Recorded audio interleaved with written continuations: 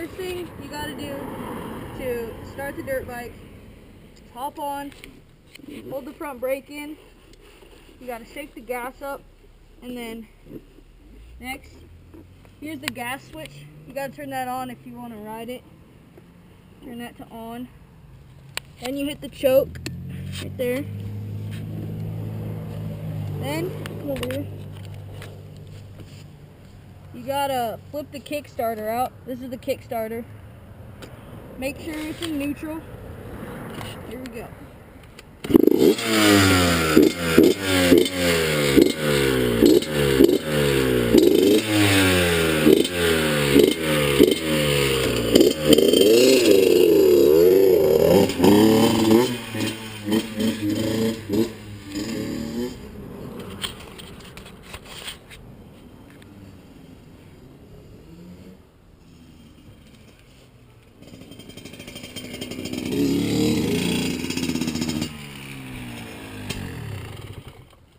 That's how you start the dirt bike.